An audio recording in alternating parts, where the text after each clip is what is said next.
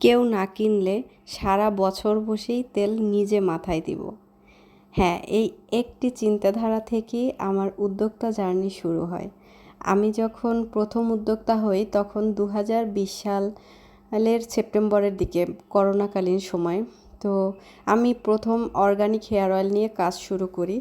আর আমি যখন organic hair অয়েলটা তৈরি করি, মানে প্রসেসিংটা ছিল আমার দাদির থেকে নেওয়া। মানে উনি একটা সময় আমার চুল পড়তো, তখন আমাকে এভাবে তেল তৈরি করে মাথায় দেওয়ার পরে চুল পড়াটা কমেছিল। তো এই আইডিয়াটা কাজে লাগাই যে আমি আসলে এভাবে তৈরি করলে দেখা যায় মানুষেরও উপকার হতে পারে। তখন আসলে অনলাইনে অর্গানিক তেল খুব একটা ছিল না, দুই একজন হাতে গোনা ছিল।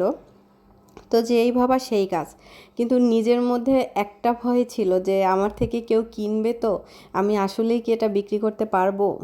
তো একটা চিন্তাই করি তখন যে কেউ যদি না কিনে তাহলে নিজেই সারা বছর ধরে তেলটা মাথায় দিব।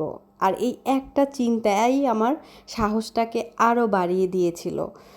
আর আমি উদ্যোক্তা হওয়ার মানে যে একটা ইচ্ছা শক্তি সেইটা পেয়েছিলাম।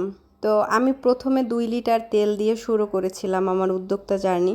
তো উপাদানগুলো সংগ্রহ করা আমার জন্য একটু কষ্টকর ছিল, কারণ আমি যখন উদ্যোক্তা হই তখন আমি ম্যাথ লাইফে ছিলাম, অনার্স সেকেন্ড ইয়ার কি থার্ড ইয়ারে পড়ি। যাই হোক, উপাদানগুলো সংগ্রহ করেছিলাম। আমার একটা বান্ধবী সাথে ছিল, ও আমাকে অনেকটা হেল্প করেছিল। আর আপনারা তো জানেন ম্যাথ লাইফে অনেক রেস্ট্রিকশন থাকে, অনেক কিছু চাইলেই করা যায় না। তারপরও নিজের মধ্যে সাহস নিয়েছিলাম। কিছুটা ভয়ও কাজ করছিল যে আসলে এই দিকটা সবাই কিভাবে নিবে, সবাই ঠিকভাবে নিবে কিনা। কিন্তু আমার কাছে মনে হয়েছে যে না, আমি কিছু একটা করব, কারণ করোনাকালীন সময় স্কুল কলেজ সব কিছুই বন্ধ ছিল। সারাদিন মোবাইল দেখা আর টুকটাক কাজবাজ, এটা আসলে আমার কাছে ভালো লাগতো না। আমার কাছে মনে হতো যে না, আমি কিছু একটা করি, যে দেখি কি হয়। তো যেই ভাবা সেই কাজ। প্রথম যেদিন তেল তৈরি করি সেদিন অনেক পরিশ্রম হয়েছিল আমার, কারণ আমি আসলে কিছুই জানতাম না। মানে একজন উদ্যোক্তা কি করতে হয়, কি করতে হবে, কোনো কিছু না ভেবেই কাজ শুরু করেছিলাম। সেখান থেকে এত দূরে আসতে পারবো কখনো কল্পনা ছিল না। মানে আমার থেকে তেল কিনে মানুষ উপকৃত হবে, অনেক মানুষ আমার থেকে তেল নিবে বা এখনও আমার থেকে নিচ্ছে। সেই 2020 সালের কিছু কাস্টমার আছে যারা এখনও আমার তেল ব্যবহার করে।